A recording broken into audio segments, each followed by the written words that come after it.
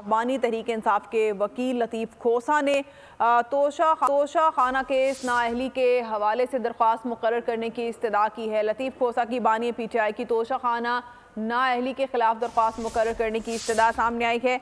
जुल्करनैन इकबाल से इस बारे में जानते हैं। जुल्करनैन, आगाह कीजिएगा आज की अदालती कार्रवाई के बारे में।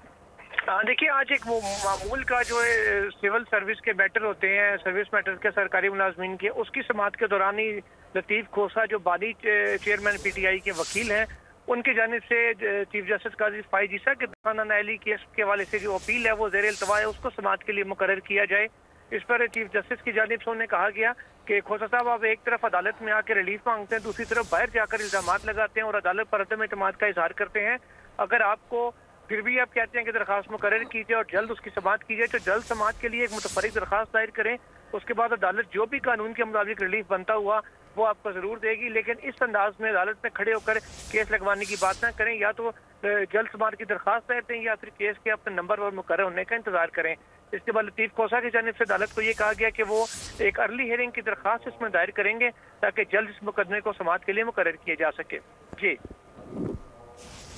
जी ठीक है, बहुत शुक्रिया जुल्करनैन, आगाह कर रहे थे।